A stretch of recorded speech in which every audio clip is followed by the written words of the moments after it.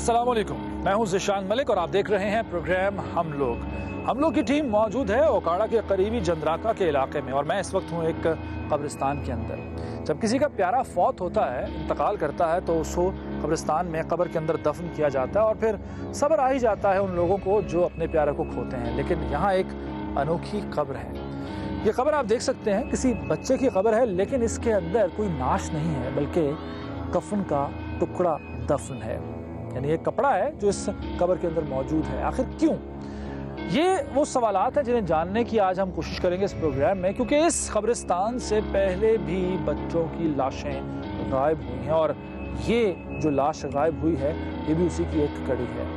आखिर क्या वजह है कि यहाँ पर नाश की बजाय एक कफन दफन किया गया है और ऐसे वाक़यात जो पेश आ रहे हैं उसके वजूहात क्या है, महरक़ात क्या हैं? तमाम तर सवालात के जवाब जानने के लिए हम लोग की टीम आज जंद्राका में मौजूद है और इसी केस को सुलझाएंगे।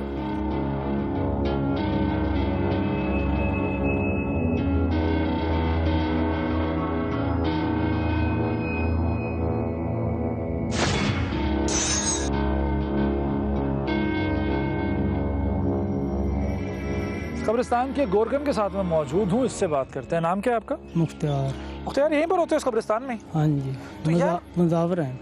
अच्छा, ये बताओ कि यहाँ से कब्र में से लाशें निकाल ली जाती हैं, कहाँ होते हो? असि जी रात को घर होने। घर कहाँ है? वो उधर पास ही है। हाँ जी। अच्छा, फिर तो रात के टाइम जनाब फिरिया नहीं जाता, तो दिने आए हैं तो कपड़ा भी बाहर, तो मालक भी ते आ। अच्छा, जिसकी बच्ची थी वो भी था वहाँ? हाँ जी। और कफन बाहर था? कफन बाहर था ते जनाब उन्हें फिर इनू ना मिट्टी पा दे। लेकिन जिम्मेदारी तो यार तुम्हारी है ना, कब्रिस्तान की यहाँ पर कब्रों की ख्याल रखना, ध्यान रखना, कब्र में दफन करना, ये सारी जिम्मेदारी तो तुम्हारी है ना? है ना? तो इसका मतलब अगर कोई लाश गायब होती है तो नाम तुम्हारा आएगा ना, फिर इल्जाम तो तुम पर आएगा। भाईजान रात के टाइम कितने कब्रों में फिर जाता है? नहीं फिरा जाता। तो कोई यार जानवर वगैरह रख लो, कुत्ता पाल लो कोई जो यहाँ पर फिरे। मतलब जिम्मेदारी जिस बंदे की है, कोई भी तरीका निकाला जा सकता है उसके लिए। तो हाँ जी, तरीका तो कोई भी हो सकता है ना ख्याल रखने के लिए। हाँ जी, तो जानवर पाला जा सकता है। करी था जितना। हाँ। क्यों नहीं करी था? तो यार क्या वजह है यहाँ पे कितनी लाशें गायब हुई हैं यहाँ से? ये दो ही हुई हैं, पहली दफा ही हुई हैं। मतलब एक बात बताओ, शादी हुई तुम्हारी? नहीं हुई शादी। कोई अपना हो, कोई अपना रिश्तेदार हो, खुदा ना खास्ता, खुदा ना खास्ता, खुदा ना खास्ता, मैं बार बार कह रहा हूँ खुदा ना खास्ता, उसकी कब्र हो और उसमें से लाश निकाल ली जाए, तब भी ऐसे ही कहोगे कि मेरी जिम्मेदारी नहीं थी? जी सादी जिम्मेदारी है, क्यों नहीं है जिम्मेदारी। क्या लगता है किसने निकाली होगी लाश? कोई पता नहीं, कोई ख्याल नहीं, कोई इस चीज़ का आइडिया नहीं है। ठीक है जी, मुख्तार नाम है जी, ये गोरकन है और ये कह रहा है कि ये यहाँ से थोड़ा सा फासले पर रहता है और रात के टाइम अगर कोई आया लाश निकाल ली तो इसका से कोई पता नहीं है कितनी इसकी जिम्मेदारी है और किस हद तक इस पर इल्ज़ाम लगाया जा सकता है या उंगलियां उठाई जा सकती हैं। ये बहरहाल मैं नहीं कहूँगा, ये फैसला देखने वाले करेंगे।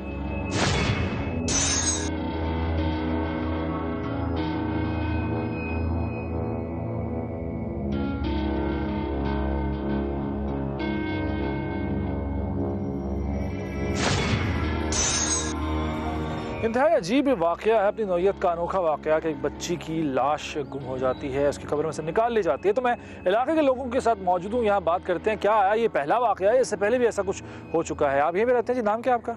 साजिद सर। साजिद साहब बताइएगा कि बच्ची की लाश गायब हुई है कब्र में से जी, तो कि पहले भी कोई इस तरह का वाक़या हुआ है यहाँ पे इस इलाके? पहले रूनमा तो नहीं हुए, लेकिन शायद कोई होते रहे होंगे, लेकिन यही वाज़ेह और शो हुआ है कि जिसका हमें पता चला है कि ये हमारी बच्ची कब्र से गायब हो चुकी है। पता कैसे चला? किसी ने आके बताया? मतलब वहाँ या वहाँ क्रिकेट वाले स्पोर्ट्समैन जो थे वो गेम करने के लिए आए हैं, तो उन्होंने देखा है और उन्होंने फिर क्या देखा उन्होंने कि कब्र खोदी हुई है और कफन बाहर पड़ा हुआ है। कफन बाहर पड़ा हुआ तो फिर उन्होंने बताया कि ये किन की है, तो फिर उन्हें पता चला कि ये तो फलान लोग की बच्ची जो 2-4 दिन पहले फौत हुई है। तो फिर उन्होंने कॉल की हमें। पहला ख्याल जहन में क्या आया कि मतलब कफन बाहर पड़ा हुआ है, कहाँ जा सकती है लाश? पहले जहन में क्या ख्याल आया? पहले तो यही ख्याल आया था कि भी होगा उनके भी जानवर ले गया होगा, जानवर वगैरह आसपास ज़रूरी इलाका है। तो लेकिन उसके बाद उन्होंने फिर कॉल की कि भी माल को भी बता दें कि भी क्या मसला हुआ है। फिर गए तो ठीक है। आप भी ये रहते हैं जी, नाम क्या आपका? मोहम्मद अली सर मेरा नाम। मोहम्मद अली साहब, आप बताएं, आप कभी कोई ऐसा वाकया नहीं, पहले ऐसा हुआ? कभी वाक़ा नहीं दिखा। कभी कोई लाश गायब नहीं हुई इस तरह से? बिल्कुल नहीं दिखा। वैसे कोई बच्चों के अगवा करने का कोई मामला हो यहाँ पे? बच्चों को नहीं, उठाने का? यहाँ तो ऐसा कोई काम नहीं हुआ। कभी वहाँ नहीं? आगे यहाँ कोई काम नहीं है। ये भी पहली मरतबा सुना है, मैंने ये नहीं जाके कब्रिस्तान में गया नहीं। साहब कब्रिस्तान ना, में गए? मैं गया नहीं, यहाँ तो सुना है भाई ये वाक़या हो गया, एक बच्चे की कब्र से लाश निकाली गई है, उसका कफन वहाँ पड़ा था, बस इसी तरह का वाक़या सुना। वैसे कोई मतलब लाश गायब होने के अलावा हटकर कोई और कोई ऐसी कोई गैर मामूली यहाँ बात इस इलाके में नहीं, होती हो? कोई इस इलाके में नहीं, बात नहीं हुई। ऐसा कुछ नहीं हाँ, है। ना।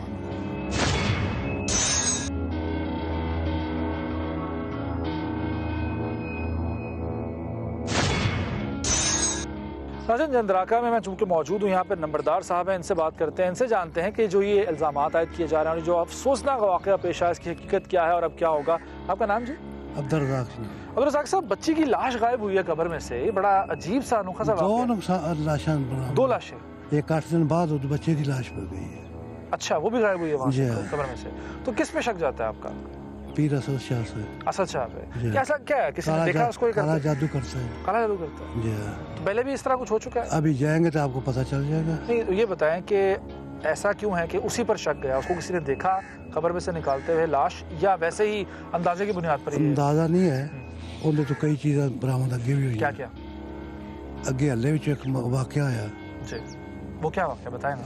वो ये होया भी लड़की जी सी वो आई भी कि मैं बच्चा पे शादी मेरी इधर होवे, उन्होंने आख्या भी तू यहीं कर, एक बच्ची जी एक नहीं है बच्चा वो कब्रिस्तान च लैके आ, अच्छा, या मेरे नाल बुरा कर, वो हल्ले च सारे पता लग जाएगा। तो अगर ये बंदा ये काम यहाँ पर कर रहा है तो इसे रोकते क्यों नहीं है? इसने बकरा भी एक साड़ा है, बिल्ली भी बकरा साड़ा जलाया? जलाया, और भी इस तरह कई वाक़े हैं। तो इसको रोकता क्यों नहीं कोई? पुलिस क्यों नहीं पकड़ती इसे? जी तो मदई नहीं बनता, पुलिस कोई ने- मुद्दा ही नहीं बनता, जी हाँ, सिर्फ इसलिए। क्योंकि मदई गरीब आदमी होंगे। तो ये है वो कौन? कोई- ये पीर कहाँ से आया? ये कौन है? ये इसका नहीं पता कहाँ नहीं से पता। है। कब से यहाँ पर ये? बाबा चेरपुर। ठीक है, ये नंबरदार साहब है जी इस इलाके के, चंद्राका के, और ये कह रहे हैं कि वो पीर असद शाह जो है वही मुलव्वस है, और वो इससे पहले मुख्तलिफ लोगों से डिमांड भी कर चुका है कि मुझे लाश ला के दो बच्चे की, या बच्चा का जिस्म ला के दो, या इसके अलावा जो है वो जिंदा जो बकरा है वो आग में झोंक चुका है, बिल्ली आग में झोंक चुका है। इस तरह की कुछ कार्रवाइयों में ये मुलव्वस रहा है बंदा, तो शक इनका इस पर जा रहा है। और जो नामजद किया गया वो भी उसी का नाम ही है, असद शाह पीर का। पीर से बात करेंगे, उससे पूछेंगे कि भाई क्यों, आखिर तुम्हारे ऊपर ही शक क्यों किया जा रहा है, क्या वजह है, और भाई कहाँ से आए हो, क्या करते हो, क्यों करते हो, काला जादू करने का जो इल्ज़ाम है किस हद तक सही है, ये तो वही बताएगा।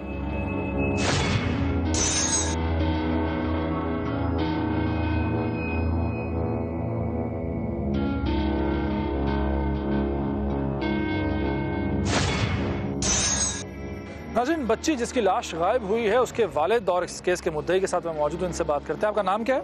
मोहम्मद अकबर। मोहम्मद अकबर, क्या वाक़या क्या है, क्या हुआ था? ये जी 2 महीने 8 दिन की बच्ची सी मेरी जी, जुमेरात का ये वकूआ है जी। तकरीबन सानू पता लग गया जी 9-10 बजे भी ये कब्रिस्तान में बच्ची नहीं है। अच्छा, तो हम वहाँ गए हैं तो बच्ची नहीं। बाकायदा तौर पर दफना कर उसको गए थे आप लोग, सिले दफना- रख के ऊपर, और हाँ जी, सारा कुछ करके हाँ गए जी, थे? सारा अच्छा, कुछ फिर? करके गए थे फिर? जी। वो जी जब गए थे तो वहाँ निशान लग गए थे किस चीज़ के निशान? पाँव के, इंसान के? इंसान के। अच्छा, ते वहाँ जब गए तो कफन 3-4 कब्र पे आया था दूर। अच्छा, वो आपको पता कि आप बच्ची गई था, आपकी बेटी गई था? हाँ जी, बेटी का अच्छा। कब्र में नहीं था बच्ची। अच्छा, फिर वहाँ SHO ने बुलाया था, आया था, वकूआ वेख के गया जी, मियाँ अब्दुल सत्तार। अच्छा, तो उस तो बाद मोड़ा दरखास्त वो लिख गया जी। दरखास्त किसके खिलाफ दर्ज करवाई आपने? दरखास्त जी असद पीछा, उसके खिलाफ क्यों करवाई आपने? वो जी जादू टोना काला टोना करता सारा कुछ जी। अच्छा, तो आपको ये शक था कि उसी ने आपकी हाँ बच्ची को जी, निकाला? शक पे जी उसके सामने पता लग गया जी। क्या वजह, क्या आपको उस पर शक क्यों हुआ? कोई गवाह है, किसी ने देखा है, नहीं शाहिद, या वैसे ही आपने उसके खिलाफ? नहीं, एक दफ़ा मैं गया था ये, उसने ये काम किया था मेरे साथ। क्या उसने किया था भी अगले घर पे अपना डालना है, हाँ। तो ये मुझे इतना कुछ दें तो मैं आपको क्या क्या मांगा था उसने? मैंने एक दफ़ा 5000 रुपया दिया था। ठीक है, फिर उसके बाद उसने आख्या भी ये बकरा मुझे दो तो मैं कर दूँगा। मैं उस तो बाद नहीं गया फिर दोबारा उसके पास। अच्छा, 5000 रुपया उसने किस चीज़ का मांगा था, क्या करवाना? तवीज़ का। तवीज़ का। तो ये बताएं, आपने उस बंदे को नामजद किया है, आपने उसका नाम दिया है रिपोर्ट में, तो आप ऐसे शख्स के पास जाते क्यों थे अगर आपको लगता है कि वो इस तरह गलत काम करता है, क्यों जाते थे उसके पास? उस टाइम पता ही नहीं था, जब गए चलिए ये बताएं, आपको जब इत्तला मिली कि आपकी बच्ची की लाश गायब है, वहाँ कब्रिस्तान में गए, कब्र फटी हुई थी, कब्र में कुछ नहीं था, ये आपने खुद आके अपनी आंखों से देखा? हाँ था? जी, खुद जाके तो क्या जहन में पहला ख्याल क्या आया था, बच्ची कहाँ गई? कोई जहन नहीं बना था उसका। कोई जहन नहीं, कुछ आपको नहीं समझ आ रही थी कि कहाँ जा सकती हाँ है? जी, कोई समझ। आपकी बीवी का क्या हाल है इस वक्त, जो छोटी बच्ची 2 महीने की आप बता रहे हैं, हाँ जी। और उसके बाद दफनाने के बाद लाश भी उसकी गायब हो गई, हाँ जी। तो हालत कैसी बहुत होगी? ज़्यादा सदमा हुआ था जी। कितने बच्चे हैं आपको कुल? मेरे बच्चे जी इस टाइम एक है, बेटी है मेरे पास। अब आपने मुकदमा करवाया है, कोई दबाव वगैरह है, आप कोई लालच दिया है? नहीं, कोई किसी ने कोई लालच दिया हो? नहीं जी। पुलिस ताबन कर रही है? हाँ जी, बिल्कुल तामुन कर रही है। क्या लगता है आपको, सजा होगी उस बंदे को, साबित होगा? हाँ जी, इंशाल्लाह सजा होगी, कानून दबाएगा जी, करवाएगा हाँ कानून? जी। तो कोई ऐसा कोई जहन में ख्याल आया हो कि केस वापस ले लूं, कोई ऐसा कभी कोई? नहीं जी, जहन कोई में? जहन नहीं। इस केस का पीछे लगेंगे आप, उस बंदे को पकड़वाएंगे? हाँ जी, जो भी जिम्मेदार है उसको ये बहुत पकड़वाएंगे? बड़ा जुर्म है जी। वो पीर जिसका आपने नामजद किया, उससे कभी बाद में मुलाकात हुई अभी इस वाक़े के नहीं बाद? जी, उसका कोई बंदा आपके पास आया हो बात करने, नहीं। समझाने, या कोई समझाने के अलावा धमकी देने? बंदे आए थे भी, ये मुजरम नहीं है। अच्छा, आपको कहने आए थे? हाँ जी। फिर मैंने कहा ये मेरा मुजरम में अगर नहीं है तो मुझे सफाई पेश करे। ठीक है, अब देखते हैं कि इस केस का आगे क्या फैसला होता है। तहकीकात हम करेंगे, हम खोज लगाने की कोशिश करेंगे। हम उस पीर से बार बार कोशिश कर रहे हैं मिलने की, लेकिन अभी तक मुलाकात नहीं हो रही। कोशिश करेंगे दोबारा पीर से बात करने की।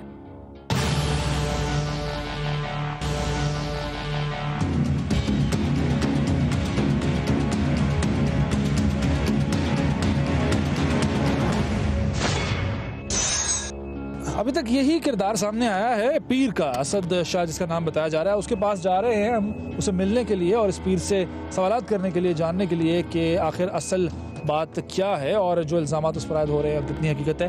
तो पीर के पास चलते हैं और उससे बात करते हैं।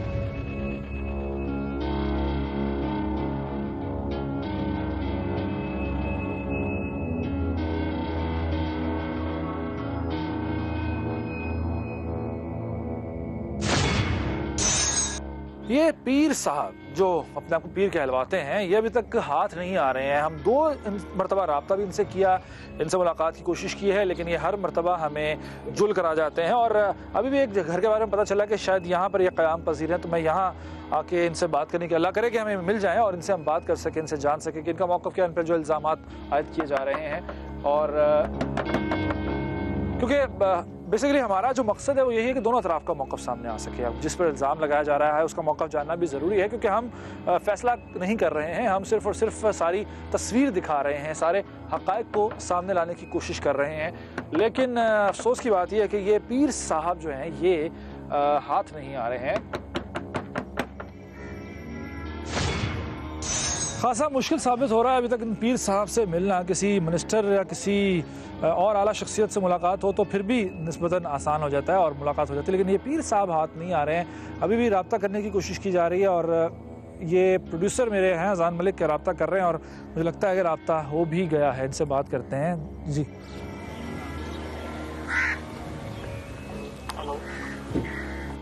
जी भाईजान, किधर हैं आप? जी जी भाईजान, अजान मलिक बोल रहा हूँ सोमा टीवी से। कहाँ पे हैं? तो आपके साथ सुबह से टाइम हो रहा है जी। अपने आस्थाना पे बैठे हैं। किधर है आपका आस्थाना, किधर है भाई? सुबह से 3 जगह पे आपने घुमा दिया। कोला मोड़ के आए जी। कौन से मोड़ पे? कोला मोड़ ये थे। तो पहले तुझे सानू इधर बुलाया सी, हुण तुसी फिर कोला मोड़ ते चले गए, उधर भी ना मिले। फिर वो जी पीर होने साडे यही काम ही होंगे ना, उन्होंने जैसे किसी जगह तक नहीं जा सकते। अच्छा पीर साहब, हमने आपके पास आना है, हम आ जाए, हमें इजाजत है आइए जी। आइए जी, मतलब कोले मोड़ के आइए जी। चले जी, हम आ रहे हैं जी, कोले मोड़ पे आ रहे हैं। उम्मीद है जी अब इस मरतबा इनसे मुलाकात हो जाएगी। कह रहे हैं जी, कुछ जगह का नाम बता रहे हैं ये पीर साहब। जाते हैं वहाँ पर, देखते हैं, मुलाकात करने की कोशिश करते हैं। हालांकि हम वहाँ पर एक मरतबा पहले होकर आ चुके हैं, वहाँ ये नहीं मिले थे। दोबारा चलते हैं।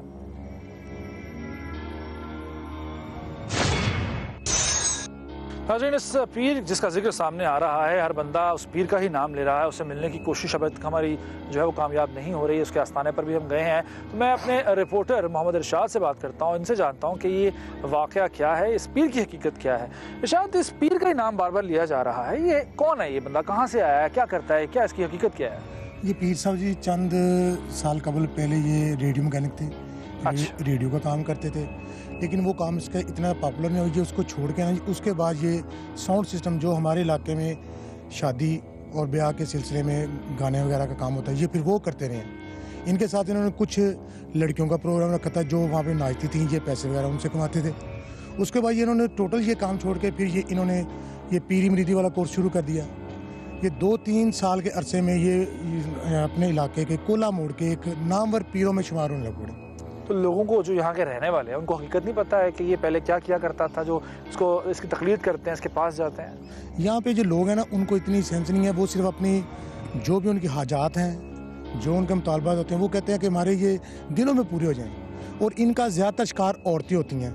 कभी औरत इनके पास आती है, वो कहती है जी कि मेरा मियाँ मेरे साथ अच्छा बिहेव नहीं करता, वो मेरे साथ ठीक हो जाए। ये फिर उसके इवज़ कभी उनसे बकरा मांगते हैं, कभी उनसे पैसों की डिमांड करते हैं।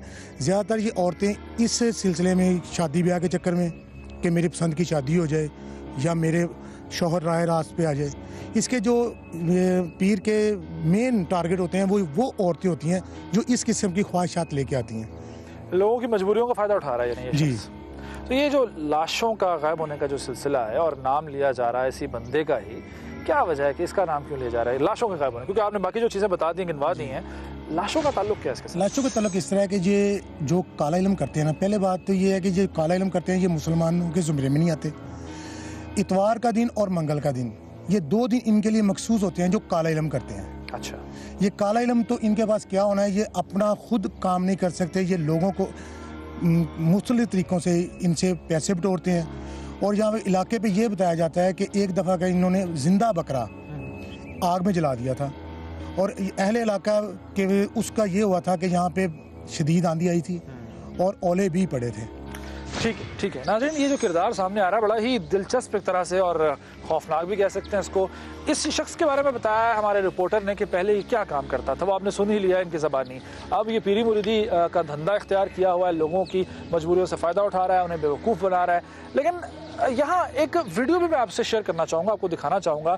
इसी शख्स की एक वीडियो है, क्योंकि हम बात करते हैं सबूत की बुनियाद पर बात करते हैं। ये वीडियो है जिसमें इन साहब के नोट निछावर करने के मनाजिर हैं जो कि देखे जा सकते हैं और देखा जा सकता है कि इस शख्स की हकीकत पहले क्या थी और अब ये क्या कुछ कर रहा है। पहले आप ये वीडियो देखिए, फिर हम आगे मज़ीद लोगों से बात करते हैं।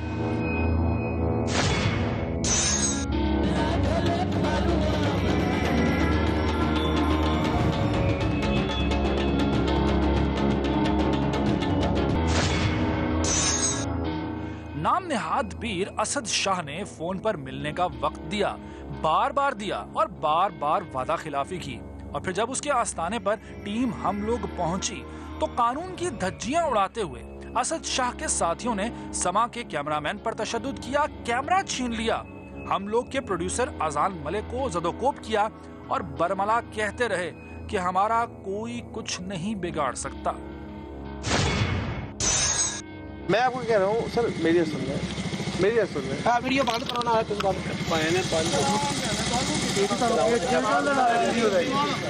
को पूछ रहे चले जाओ ਇਸ ਤੋਂ ਉੱਤੇ ਸਾਡੇ ਕੋਲ ਰੋਲ ਕਰੋ ਅਸੀਂ ਖੜੇ ਹਾਂ ਚਲੇ ਜਾਓ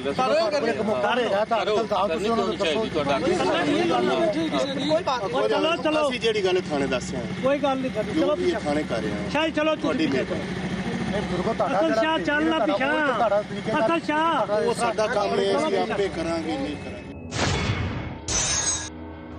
है साडा शजरा मौजूद है ठीक हो गया जी। मैं तुहानू अपना शजरा विखाना, अपने जिथे साडे नाम लिखे सैयद इरशाद हुसैन शाह जिन्हों का दरबार है, सैयद रियाज हुसैन शाह इन्हों का नौजवान जंदराके रहते हैं, सैयद मुमताज हुसैन शाह आ मेरे वाले साहब सामने खड़े ने, सैयद खाबर अब्बास शाह आ खड़े ने, सैयद असद अब्बास मैं हाँ, सैयद इमरान शाह मेरा छोटा भाई है, रैश बाम काम चक नंबर जंदराका नौजड़ी। वाले साहब पीर थे आपके? जी मेरे वालिद भी सैयद है जी, पीरा मरीदी। आप भी शुरू से जी पीरा मरीदी। मैं कह रहा हूँ ना आपको तकरीबन 22-23 साल से। बैठ जा बेटा, बैठ जा, कोई बात नहीं। 22-23 साल से। तो पहले जो आपकी दुकान के बारे में टूट जाएगा दुकान कुछ भी नहीं, शुरू तो लाके पीरा मरीदी शुरू लाके कोई बंदा भी इतने बयान जैसे लुकमान भाई ਤੁਹਾਨੂੰ तो 23 साल हो गए, 24 साल साढ़े कोल ਅਸੀਂ शुरू तो पी रही हैं। अच्छा, जो सही पीर होते हैं पैसे तो नहीं लेते, क्योंकि हदिया वगैरह कुछ नहीं लेते। आपके बारे में कहते हैं कि जी आप पैसे भी लेते हैं। न्याज ਜਿਹੜੀ ਤੁਸੀਂ ਸਾਨੂੰ ਲੰਗਰ ਦੇ ਦਵੋ ਵੀ ਆ ਨਿਆਜ਼ ਕਰਕੇ ਇਮਾਮ ਬਾਰਗਾਹ ਪਾ ਦਿਓ, ਮਸਜਿਦ ਪਾ ਦਿਓ, ਅਲਮ ਵਿੱਚ ਪਾ ਦਿਓ, ਉਹ ਲੈਣੀ ਚਾਹੀਦੀ ਨਹੀਂ। 2 ਮਿੰਟ ਦੀ ਗੱਲ ਕਰਨੀ ਹੈ, ਤੁਸੀਂ ਗੱਲ ਕਰ ਲਓ। ਅੱਲਾਹ ਖੈਰ ਸਲਾ। ਤੁਹਾਡੇ ਤੇ ਗਲਤ ਇਲਜ਼ਾਮ ਹੈ, ਤੁਸੀਂ ਕਹੋ ਜੀ ਗਲਤ ਇਲਜ਼ਾਮ ਹੈ। ਪੁਲਿਸ ਨੂੰ ਮੈਂ ਆਪਣੀ ਸਫਾਈ ਦੇਤੀ ਹੈ, ਠੀਕ है, पुलिस फैसला करेगी। अल्लाह खैर सला। आखिरकार पीर असद शाह साहब से हमारी मुलाकात हो ही गई। काफ़ी तो करनी पड़ी, काफ़ी मुश्किल हुई, काफ़ी लोग जो है वो हमें रोकते भी रहे, लेकिन आखिरकार मुलाकात हुई। इनसे बात करते हैं। पीर साहब, आपका नाम लिया जा रहा है, मुद्दई ने कहा कि जी आप मुलव्वस हैं बच्ची की लाश निकालने में, आप इस इल्ज़ाम का क्या जवाब देंगे? ये झूठ है। तो आपका नाम क्यों ले रहे हैं वो फिर? ये इल्जाम ले रहे हैं। दुश्मनी है आपकी उनके साथ? ना दुश्मनी नहीं है इन्होंने नाल, लेकिन ये गल कि कोई पता नहीं लगता पिया कोई से चाह दे या चामन दे विच अपना नाम ले रहे ने, सानू नहीं पता इस गल दा। लेकिन फिलहाल गल कि इस काम में झूठ साबित हो गया, उन्होंने कहा जी ये झूठ है। लेकिन जो इलाके के लोग हैं वो तो आपके ही नाम लेते हैं, इल्जाम लगाते हैं। कभी बकरा जलाने की बात होती है, कभी बिल्लियाँ जलाने की बात होती है, ये सब क्या है जी? बकरा जलाने वाली भी झूठ है, बिल्लियाँ जलाने वाली भी झूठ है। अगर कोई आपके पास मुद्दई है तो सामने ले आए। अकबर नाम का जो बंदा मुद्दई है इस मामले का, जिसकी बेटी की लाश गायब हुई है, वो झूठ बरामद हुआ है। वो कहता है कि 5,000 रुपए भी उसने आपको दिए थे। वो झूठ बरामद हुआ है। वो झूठ है? हाँ वो झूठ है। सब लोग झूठ बोल रहे हैं। वो झूठ है, बरामद झूठ हुआ है। पुलिस की इंक्वायरी में झूठ बरामद हुआ है। आप दुआ करते हैं? हाँ, तावीज़ देते हैं? तावीज़ देइए, दुआ करिए, गाले के गालते। और क्या क्या करते हैं? बस तावीज़ देते हैं, दुआ देते हैं? हाँ बस। अच्छा, तो ये बताएं मुझे कि अब पुलिस ने आपको बुलाया, क्या तफ्तीश की, आपसे पूछा? हाँ काफी दफा। आपने जमानत क्यों करवाई? आप अगर कसूरवार नहीं थे, आप फेस करते, आप आते, जमानत तो पूरी जमानत करवाई हुई है आपने। उसके बाद पुलिस के पास गए आप? जी जी बिल्कुल। क्या पुलिस का कहती है? पुलिस का कोई झुकाव तो नहीं है किसी और? ना किसी झुकाव नहीं, कोई गल नहीं, कोई बात नहीं। पुलिस वाले ने सानू बेगुनाह किया ना, क्या गल है कि तुसी बेगुनाह? पुलिस ने बेगुनाह करार दे दिया आपको? हाँ जी। ठीक है जी, एक वीडियो भी सामने आई है आपकी, कुछ नोट निछावर करने की कोई है, उस वीडियो में आप मौजूद हैं। नोट किस दे? नोट होते हैं ना जी, जो निछावर कर रहे हैं, कोई खवातीन है उसमें, ये क्या वीडियो क्या है वो? नहीं वो मेला है, वो मेला है इधर, मेरे मुर्शिद का मेला है, वो सदियों से मेला लग रहा है इधर, 22-23 साल अरसे से लग रहा है। अच्छा, तो उसमें वो मैं अपने मुर्शिद के नाम पे कुर्बान कर रहा हूँ। वो जो खवातीन पे नोट निछावर किए जा रहे हैं वो मुर्शिद के नाम पे? मुर्शिद के नाम पे कर रहा हूँ, वो कसीदों पे दे रहा हूँ। ठीक है ठीक है। पीर असद शाह साहब की आपने बातचीत सुन ली है, गुफ्तगू सुन ली है। हमने दोनों तरफ के मौक़िफ़ लेने की कोशिश की है। आपको जो मुद्दई पार्टी है उसने क्या कहा वो भी आपको बताया है, और जो पीर असद शाह ने बताया, जवाब दिया, वो भी आप तक पहुँचाया है। मकसद यही है कि दूध का दूध पानी का पानी हो, सच सामने आए।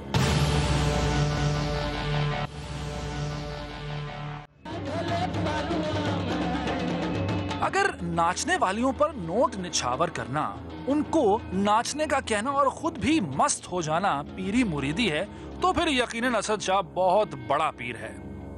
असद शाह की बातचीत आपने सुनी। हम पर दबाव डालने के लिए इसने अपने इर्द गिर्द पूरी फौज खड़ी की। चिल्ला कर बात करने का मकसद सिर्फ ये था कि खुद को सही और बेकसूर साबित किया जाए।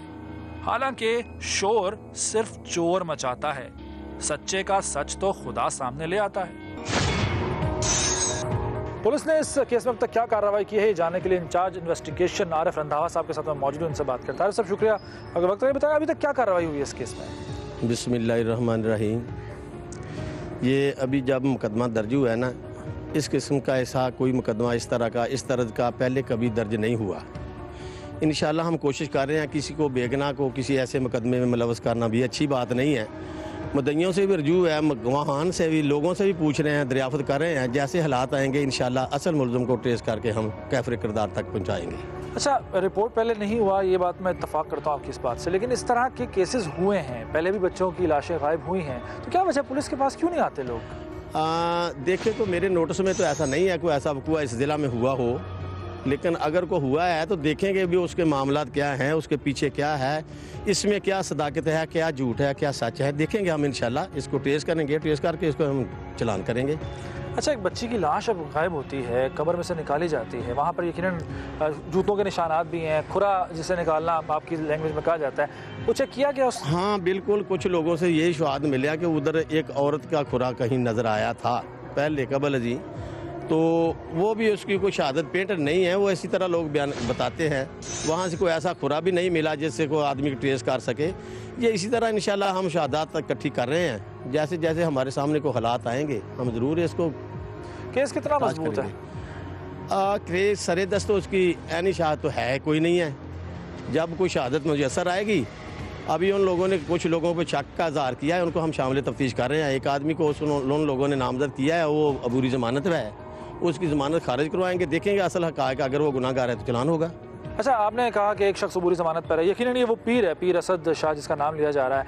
ये बताएं दफ़ा कौन सी लगी है इस केस में? 297 लगी है, तो यही इस ऐसे मौका पे ऐसे उस शख्स को शामिल तफ्तीश आपने किस बुनियाद पर किस तरह किया है उससे, क्योंकि ज़मानत पर है? ये तो मुद्दई इजहार कर रहे हैं ना कि हमारा इन पे शक है, तो जो जब अबूरी ज़मानत उसकी कैंसिल होगी या वो शामिल तफ्तीश होगा, इनकी आपस में बेलमशाफा गुफ्तगू कराई जाएगी। ये भी बताएंगे कि कौन से हालात इनको इस बात पे कह रहे हैं कि ये हमारा मुल्ज़म है, ये भी बताएंगे, उसको भी अपनी बेगनाई का सबूत देने का। या शोहरत कैसी है इस शख्स की इस इलाके में? शोहरत के मुतालिक मुझे अभी तक कोई इल्म नहीं है, क्योंकि हमारी जितने लोगों से बात हुई है वो वही कमोबेश बात कर रहे हैं जो मुद्दई पार्टी कर रही है कि ये शख्स गलत किस्म के अमलियात में मुलव्वस है और इस तरह की हरकतें करता रहता है। ये हमारे नोटिस में ऐसी बात कोई नहीं है। अगर कोई आएगी तो हम देखेंगे इंशाल्लाह, बेजा किसी को चलान नहीं करेंगे, जो गुनाहगार हुआ उसको ज़रूर चलान करेंगे। शुक्रिया जी। आरिफ रंधावा साहब इंचार्ज इन्वेस्टिगेशन बता रहे हैं कि अभी तक पुलिस ने क्या कार्रवाई की है और उससे शख्स की यानी मुलजिम जो है उसकी बुरी ज़मानत खारिज करवा कर उसे मजीद पूछगछ की जाएगी, उससे जाना जाएगा कि आखिर उसका नाम क्यों लिया जा रहा है और मुद्दई पार्टी से भी पूछा जाएगा कि वो किस बुनियाद पर उस बंदे का नाम ले रहे हैं। बहरहाल अब तक जो पुलिस ने कार्रवाई की है वो तो एहसन तरीके से ही हो रही है और हम उम्मीद करते हैं कि इसी तरह जो दूध का दूध है वो पानी का पानी हो।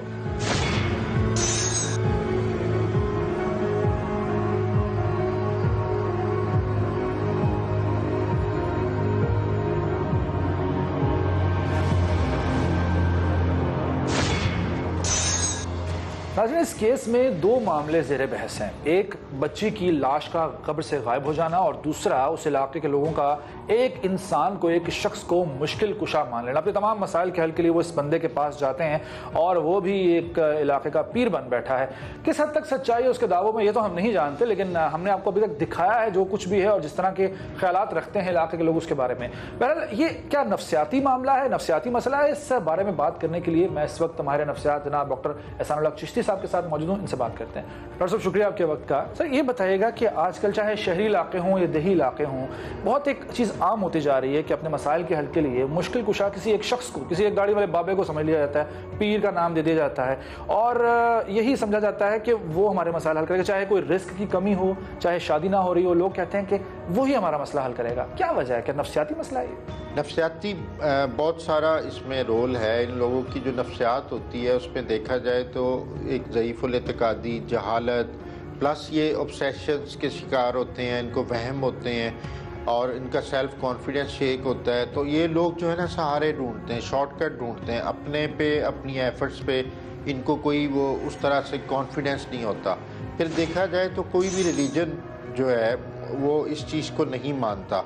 रिलीजन ये कहता है कि आप अपनी कोशिश करें और उसके बाद जो भी आपका, जिसको आप गॉड समझते हैं, इवन क्रिश्चियनिटी हो या मुस्लिम्स हो, उन दोनों में यही है कि आप गॉड पे बिलीफ अपना स्ट्रॉन्ग रखें, अपने आप पे स्ट्रॉन्ग रखें। जो आप कर रहे हैं उसका नतीजा आपको मिलेगा। लेकिन ये लोग ना इनको खुद पे यकीन होता है, ना अपने उस गॉड पे यकीन होता है, तो फिर ये इधर उधर से सपोर्ट ढूंढते हैं और शॉर्टकट ढूंढते हैं। लाइक अब देख लें, हमारे इस्लाम में बड़ा क्लियर है कि जो भी रिज़्क है हर बंदे का, अल्लाह पाक पत्थर में कीड़े को पहुंचाता है तो आप तो फिर अशरफुल मखलूक़ात हैं। आप अगर एफर्ट करें तो वो क्यों नहीं आपको देगा। लेकिन यहाँ क्या होता है, बेशक बिज़नेस आपको खुद नहीं करना आता, मुनाफा अगर नहीं हो रहा आप कहेंगे जी किसी ने बांध दिया है। तो ये एक, मैं तो इसको शिर्क की हद तक समझता हूँ कि वो जो राज़िक है उसमें आप किसी और की फूकें, अमलियात और इन चीज़ों को ला के उस पर अपना एतकाद कम कर देते हैं। अच्छा, ये जो दुकानें, मैं इनको दुकानें कहूँगा, जो दुकानें बनी हुई हैं चीज़ों की, इस पर जाने वाले जो ग्राहक हैं वो ज़्यादातर मर्द हजरात की बजाय ख़वातीन ज़्यादा होती हैं। क्या वजह क्या है उसकी? क्योंकि एक रीज़न तो ये है कि ख़वातीन में नफसियाती मसाइल की रेशो मर्द की निस्बत ज़्यादा है, और फिर ये कि उनका अगर एनवायरनमेंट हमारे माशरे में देखें तो वो घुटन का शिकार है, उनकी रसाई नहीं है, वेंटिलेशन नहीं है, उनका सोशल सर्कल उस तरह से नहीं होता, फिर घरों में भी इस्तेसाल होता है। आपको पता ही है जो हमारे यहाँ मर्द हज़रात बहुत से रवैये उनके इस तरह से होते हैं कि ख़वातीन में नफसियाती मसाइल बहुत बढ़ जाते हैं और उनको एक्सप्रेस करने का भी उतना राइट नहीं है। अगर आप देखें कोई आपको खातून कहती है आज मैं बड़ी डिप्रेस्ड हूँ तो उसको कोई नहीं लिफ्ट कराएगा, इसीलिए वो फिर सहारा ढूंढती हैं, वेंटिलेशन ढूंढती हैं, जाके अपने जहाँ वो दिल की बात कह सकें। तो होना तो ये चाहिए कि आप एक अच्छे लिसनर हो, उनको मौक़े दें, उनके हकूक़ का ख्याल रखें, तो आधे नफसियाती मसाइल तो कम हो जाते हैं।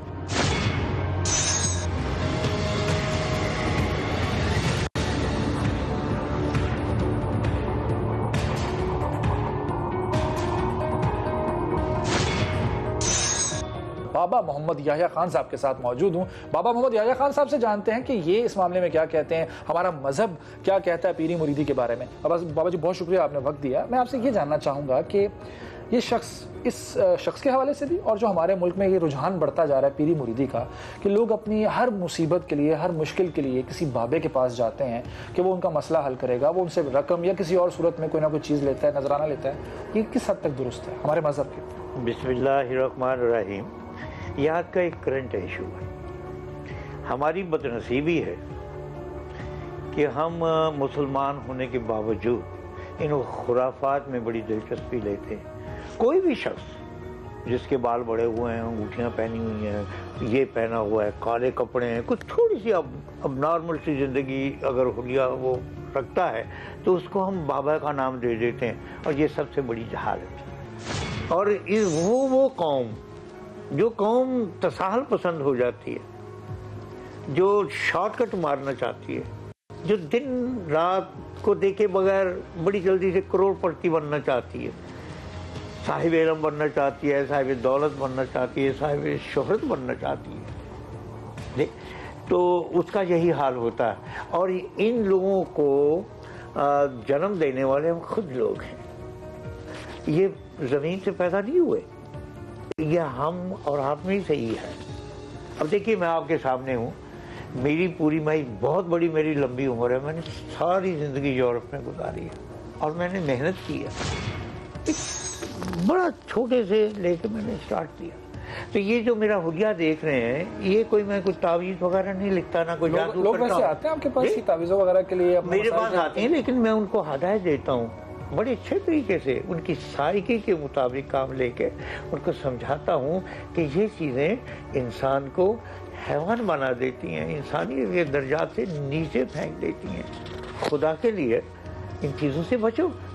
अच्छा लेकिन अच्छा मुझे ये बताइएगा, इस मामले में जो खास तौर पर एक बच्ची की लाश कब्र में से निकाली जाती है, ये क्या अमलियात होते हैं? क्या ये जो काला इल्म है या कोई सिफली अमलियात होते हैं? मैं आपकी खिदमत में करूं कि सिफली अमलियात की हकीकत से आप मुनकर नहीं हो सकते, ना आप इनकार कर सकते हैं। ये अपनी जगह पे एक सिफली हकीकत मौजूद है। असल से लेके आज तक, दुनिया के पहले कत्ल से लेके आज की दहशतगर्दी तक, इसमें सिफलियत का असरात है। मैं आपकी खिदमत में करूं, ये दो मुतवाज़िन क़ुव्वतें चल रही हैं, रहमान और शैतान के दरमियान चल रही हैं। अब देखना यह है कि इंसान को रुझान किस तरफ होता है। सवाल ये है कि आज हमारा ये जो मुआशरा है, हमारी जो रियासत है, वो किस निज़ाम को जन्म दे रही है, हमारे अंदर क्या चीज़ पैदा कर रही है।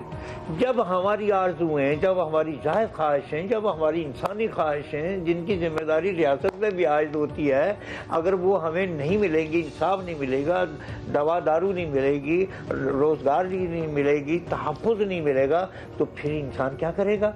इंसान फिर इस किस्म के शॉर्टकट मार के ऐसे लोगों को तलाश करेगा कि जो पढ़ के तावीज़ दे के उनकी ज़िंदगी को बदल दें। बहुत शुक्रिया बाबा मोहम्मद याह्या खान साहब। नाज़रीन, आपने गुफ्तगू सुनी बाबा मोहम्मद याह्या खान साहब की, और बात वही है कि फ़र्क अक़ीदे और अक़ीदत का है। अकीदा मजबूत हो तो फिर अकीदत किसी गलत शख्स से भी हो जाए तो उससे फर्क नहीं पड़ता, क्योंकि आपकी बेस यानी बुनियाद जो है वो मजबूत होती है। मुश्किल कुशा अल्लाह की ज़ात है, अल्लाह वसीले बनाकर ज़रूर भेजता है, लेकिन अगर कोई इस्लाम यानी अल्लाह और उसके रसूल की बताई हुई तालीमात से हटकर कुछ करने को कहे तो वो यकीनन अल्लाह का बंदा नहीं है। और अपनी मुसीबतों के हल के लिए पहले अल्लाह की तरफ देखना चाहिए, उसके बाद उसके वसीलों की तरफ जाना चाहिए। और अगर आपको कोई शख्स, कोई राहबर ऐसा मिल जाए जो आपको लगता है कि सही मानों में इस्लाम की तालीमात पर खुद भी अमल कर रहा है और आपको भी वही दर्स दे रहा है, तो वही इंसान सही है, दुरुस्त है, और उसे फॉलो करने में, उसकी पैरवी करने में यकीनन कोई हर्ज नहीं है। लेकिन जिस तरह सिफली अमलियात के लिए भी लोग इस्तेमाल करते हैं, जैसे कि ये बड़ा ही बदनसीब जो शख्स है जिसकी बेटी की लाश उसकी कब्र में से गायब हो गई, हम उस पीर को, नाम नेहाद पीर को कसूरवार नहीं ठहरा रहे हैं। हम ये भी नहीं कह रहे हैं कि उसकी जितने भी काम हैं, वो जो आपने वीडियो भी देखी है, जो लोगों से हमने गुफ्तगू सुनी है उसके हरकत के बारे में, हरकत सपनात के बारे में, हम उस पर भी उसे मुर्द इल्ज़ाम नहीं ठहरा रहे हैं। लेकिन उसे फॉलो करने वाले, उसकी पैरवी करने वाले, उसे मुश्किल कुशा मानने वाले, खुदा ना खास्ता उन लोगों के लिए मैं एक सवाल छोड़े जा रहा हूं कि अगर अल्लाह ताला ने ऐसे ही इंसानों को राज़िक बनाना होता तो फिर उसकी अपनी ज़ात, जो वो खुद कहता है कि मैं राज़िक हूं, मुझसे मांगो, मुझसे तलब करो, वो कुन कहता है और हो जाता है, तो फिर उसकी मौजूदगी की क्या ज़रूरत थी अगर ऐसे ही इंसानों ने ही सब कुछ करना था? ये एक बहुत बड़ा सवाल है और इस सवाल का जवाब तलाश करने की मुझे और आप सबको ज़रूरत है। ज़ीशान मलिक और हम लोग की टीम को इजाज़त दीजिए। अल्लाह हाफ़िज़।